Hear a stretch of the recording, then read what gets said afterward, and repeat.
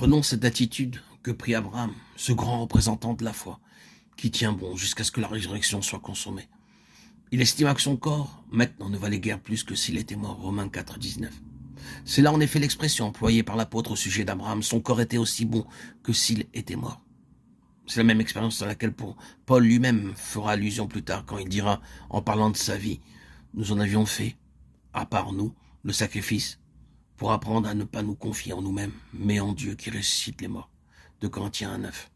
Quelle merveille que les hommes puissent s'accomplir dans la création de Dieu. Ils s'arrêtent impuissants quand la mort fait son œuvre. Ils ne peuvent plus rien faire alors. La résurrection est un acte de Dieu et de Dieu seul. C'est magnifique ce que les hommes arrivent à faire quand ils peuvent opérer sur quelque chose de vivant. Mais quand la vie s'est éteinte, il n'y a que Dieu qui puisse intervenir. Quelque merveille que les hommes puissent accomplir, ils s'arrêtent impuissants. Quand la vie s'est éteinte, il n'y a que Dieu qui puisse intervenir. Et bien souvent, Dieu permet pour son Église et pour ses membres des situations telles qu'au point de vue humain, toute possibilité de secours et de délivrance est exclue. Et s'il se comporte ainsi, c'est simplement pour faire une démonstration dont il veut se réserver toute la gloire, sans que l'homme puisse y trouver la plus grande occasion de se mettre en avant. Ainsi le Seigneur Jésus dit, cette maladie n'est point la mort, mais elle est pour la gloire de Dieu, afin que le Fils de Dieu soit glorifié par elle. Glorifié. C'est à cet ordre de choses-là que nous sommes voués. En d'autres termes, par notre consécration, nous sommes engagés sur la voie du désespoir humainement parlant, mais que nous sommes lents à l'accepter quand nous en venons au fait et au prendre. Quand les circonstances prennent une tournure désespérée, nous nous regimbons et nous pensons que tout va de travers. Peut-être que tout va bien, au contraire, du point de vue de Dieu. Désespéré, la situation l'est bien, mais de penser que c'est là le chemin de Dieu n'enlève rien à l'acuité de notre détresse ou à son horreur.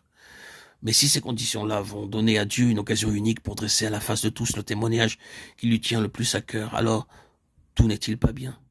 Pour finir, en tout cas, nous pourrons constater que tout est bien. Quand nous aurons sous les yeux dans l'éternité toute l'histoire de l'Église qui est son corps, et que nous nous rendrons compte de toutes les fournaises par lesquelles elle a dû passer, nous serons obligés de confesser qu'aucune organisation humaine, aucune institution terrestre n'ait été capable de supporter ce que les saints ont supporté et de survivre à de telles creusées. Quand nous pourrons comprendre tout cela, la lumière de l'éternité et l'apprécier avec des critères vraiment spirituels, nous reconnaîtrons que rien ni personne ne pouvait réaliser cet exploit, si ce n'est Dieu lui-même. Et nous n'aurons plus aucun doute que cet instrument-là ne soit réellement devenu le véhicule, le moyen d'expression de l'infinie grandeur de sa puissance.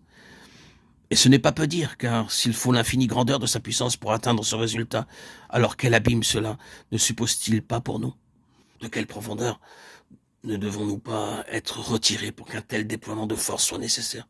Si la faiblesse de Dieu est plus forte que les hommes, que doit être l'infinie grandeur de sa puissance? Eh bien, c'est cela la résurrection.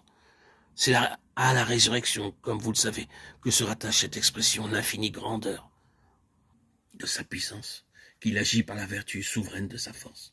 C'est cette puissance qu'il a déployée dans le Christ en le ressuscitant des morts. Éphésiens 1, 19, 20. Et cette puissance s'exerce envers nous qui croyons. L'Église donc, le témoignage de Béthanie doit être le témoignage de la puissance de sa résurrection.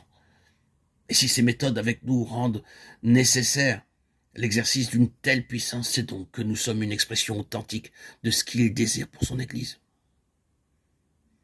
Que cette pensée nous réconforte et nous encourage.